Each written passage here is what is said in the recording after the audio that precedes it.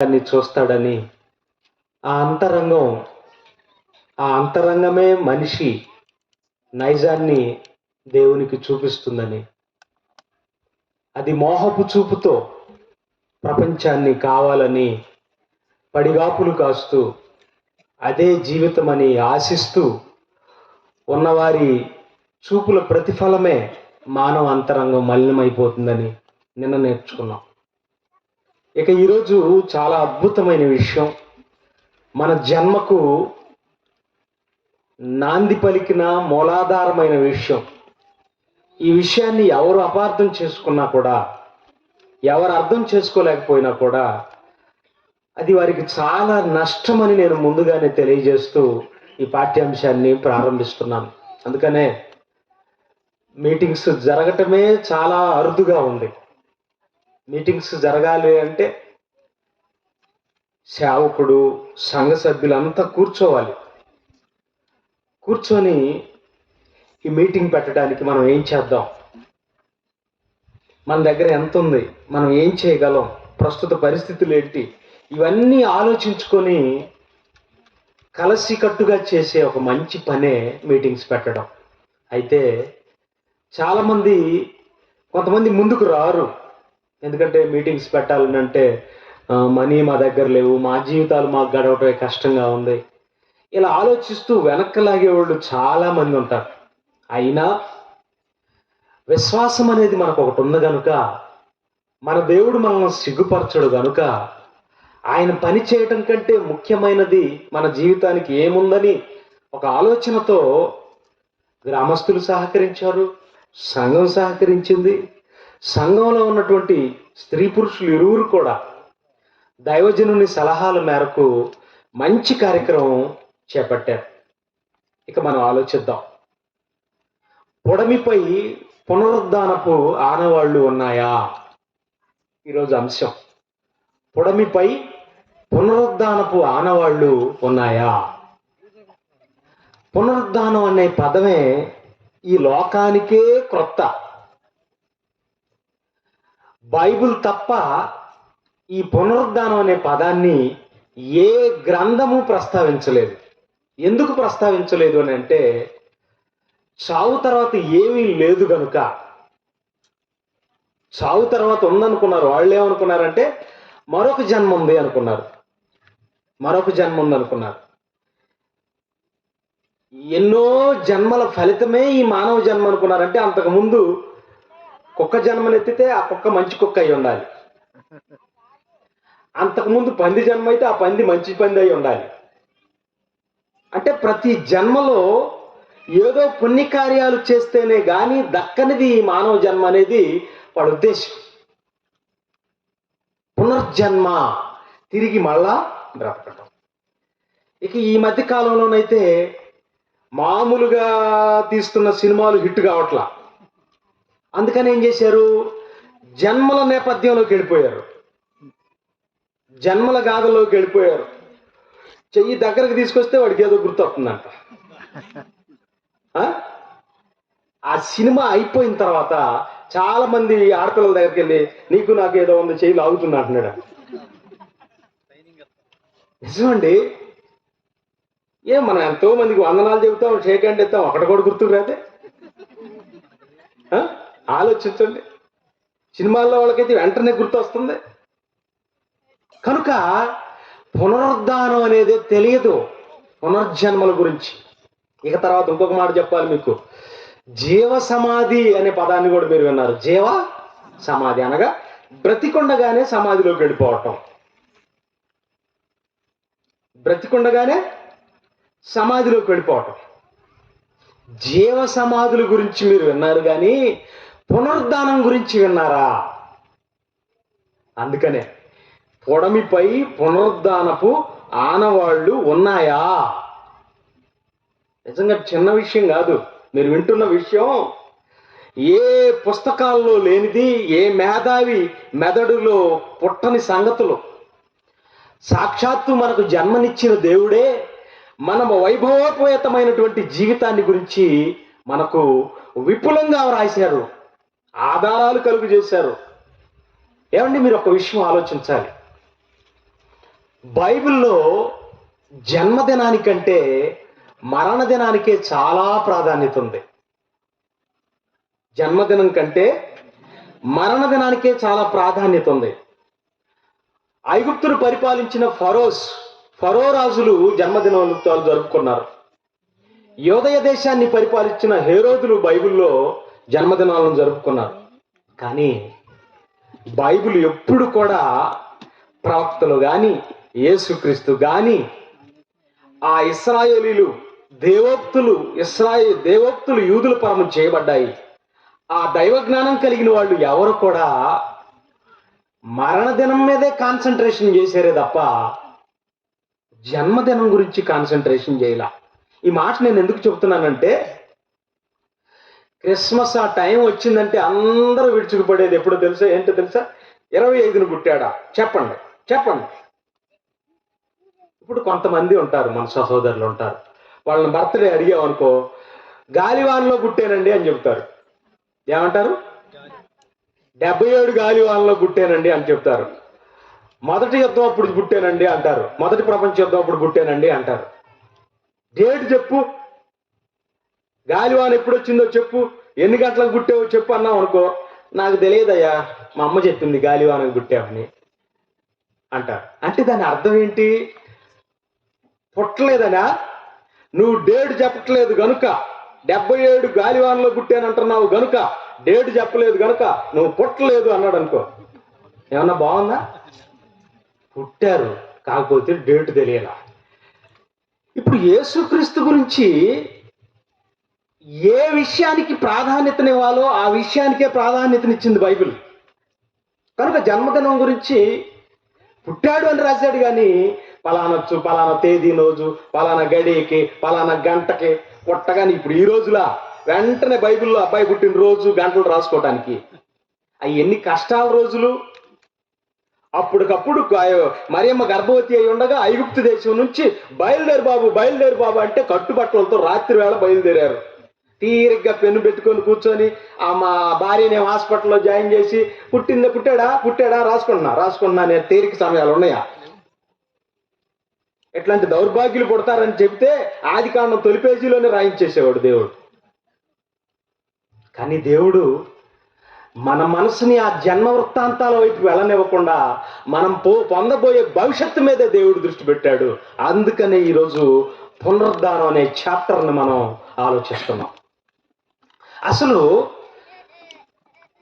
జన్మ ప్రాముఖ్యం కాదు అని అనుకుంటున్నాం, దానికంటే ప్రాముఖ్యమైనది మరణం.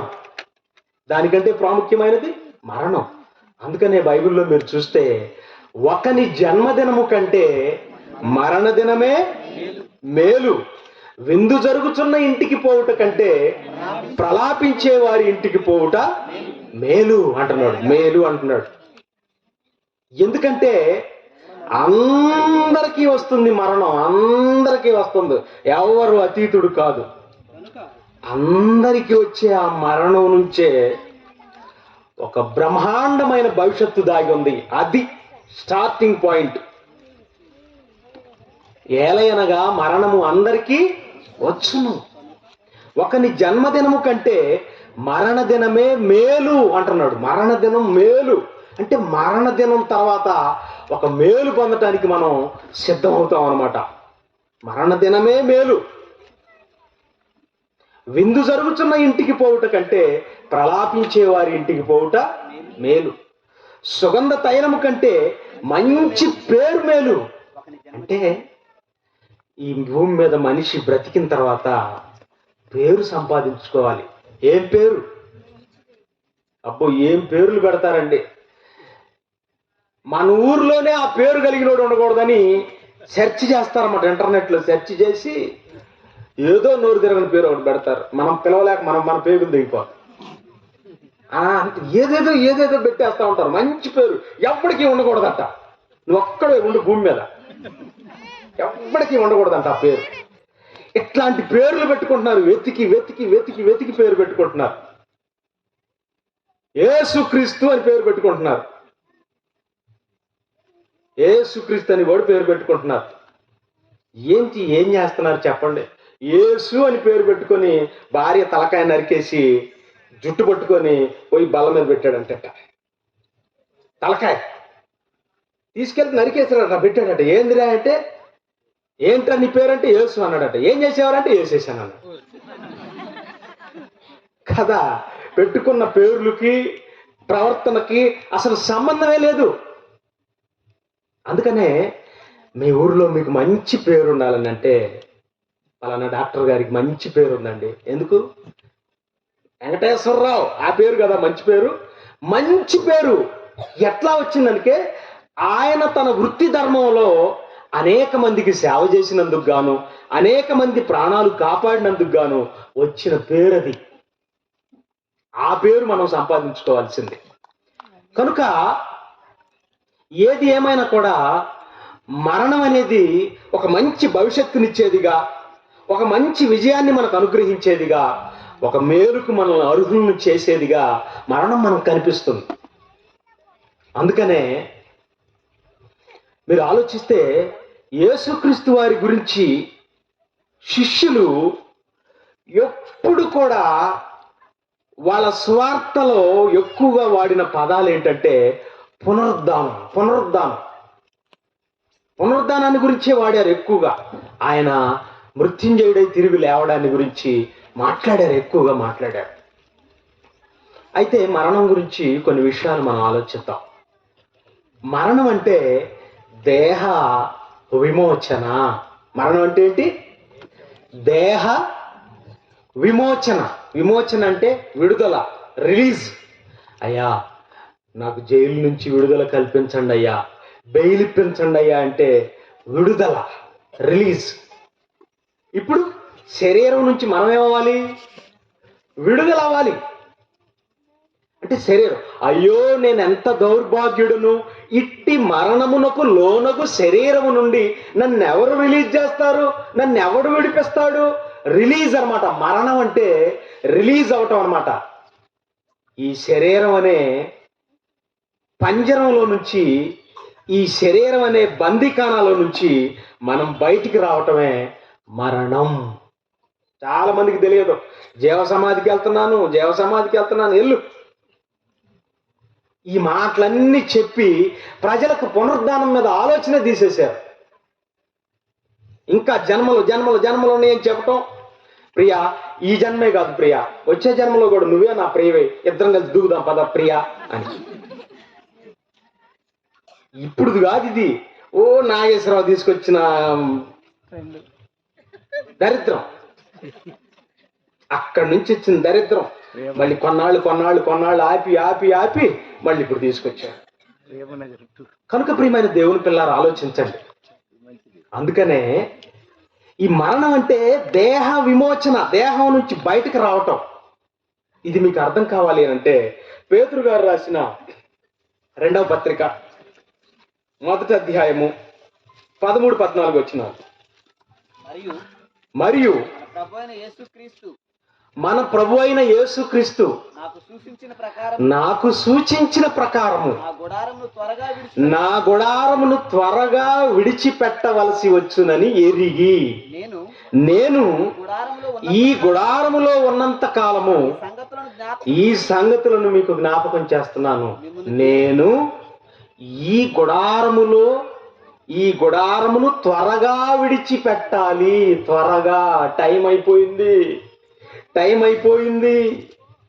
అబ్బో, డ్యూటీలకు బయలుదేరుతూ ఉంటారు కదండి. ఉదయాన్నే 8 గంటలకు వెళ్ళి తంబు వేయకపోతే జీతం కట్ అయింది. ఆ రోజు జీతం ఉండదు, శాలరీ ఉండదు, ఇక ఆ రోజు కూలి. ఇక పరుగులు తెస్తా ఉంటారు. టిఫిన్ చేయాలి, వంట చేయాలి, క్యారేజీలకి పెట్టాలి. దడదడ దడదడ దడదడ ఎటుపోయి గుద్దుకుంటుందో తెలియదు, గోడకు పోయి గుద్దుకుంటుందో తెలియదు. అంత వేగంగా పిల్లల్ని రెడీ చేసుకోవాలి, వాళ్ళకి సిద్ధం చేయాలి. బాబో, నిజంగా ఆలోచిస్తున్నారా? త్వరగా వెళ్ళిపోతున్నారు డ్యూటీలకి. ఈయనేమంటున్నాడు తెలుసా? నేను త్వరగా విడిచిపెట్టాలి ఈ గుడారాన్ని అంటున్నాడు. నేను త్వరగా విడిచిపెట్టాలి అంటే ఎంత బాధగా ఉందో. మీకు బాధ లేదనుకుంటా. బతుకు మీద ఆశ, తీపి. అందుకనే మా ఆయుష్కాలము 70 సంవత్సరములు, అధిక బలమున్న ఎడల 80 సంవత్సరములు, అయినను వాటి వైభవము ఆయాసమే దుఃఖము. నిట్టూర్పులు విడుచుచు మా జీవిత దినములు గడిపితిమి.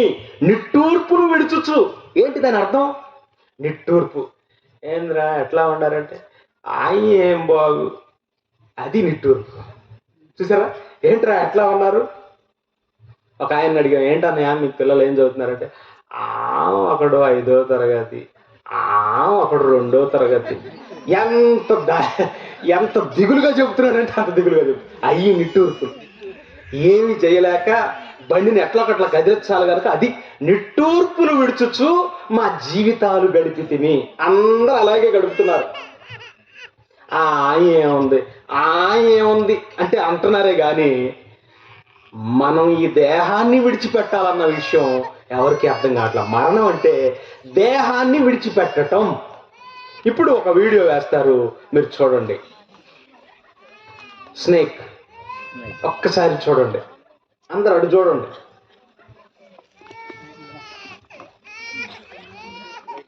వామ్మో పాము అనకండి, చూడండి లైట్